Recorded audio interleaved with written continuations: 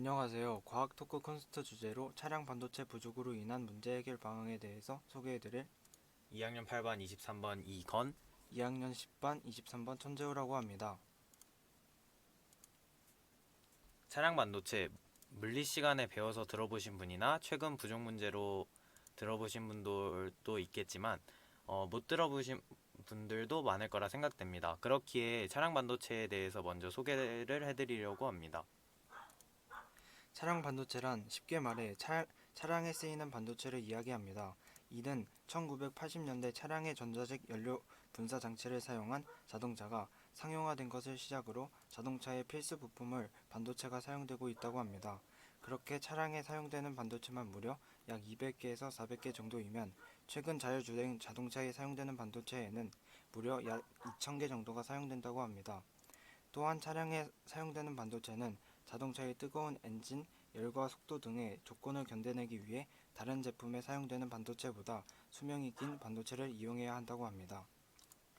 이러한 차량 반도체는 크게 네 가지 분류로 나뉜다고 합니다. 고전류와 고전압 장치를 제어하는 반도체인 드라이버 IC로 엔진, 파워 스티어링의 제어를 담당한다고 합니다.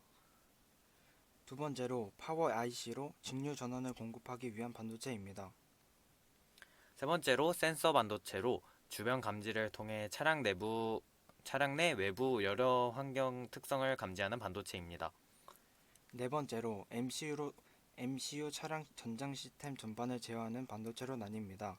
그래서 이러한 차량 반도체들이 엔진이나 트랜스미션과 같은 파워트레인 제어나 파워 스티어링, 서스펜션, ABS와 같은 세시 부품을 제어하고 내비게이션이나 전화, 카우디오와 같은 차량 유틸 부품, 즉 정보통신 부품을 제어하고 도어록이나 에어컨, 에어백이나 차량 보안에 관련된 바디 제어를 수행합니다.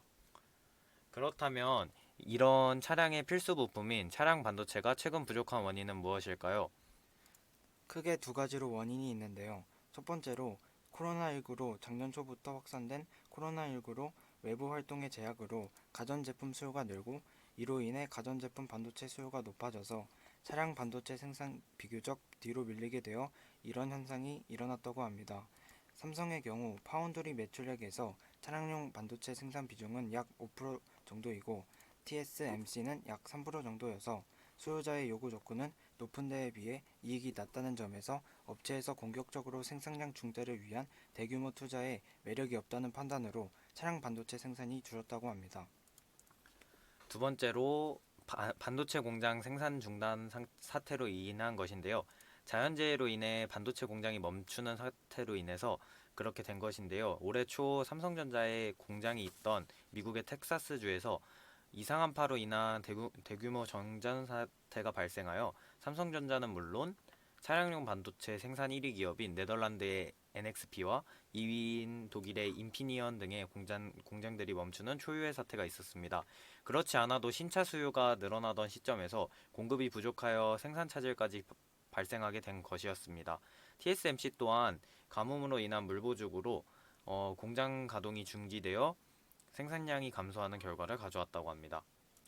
그래서 이러한 차량 반도체 부족의 영향으로 현대자동차 및 글로벌 완성자동차 생산업체의 손실이 당초 올 1월에 예상했던 220만 대 약 69조 원에서 390만 대인 124조 원까지 증가했다고 합니다.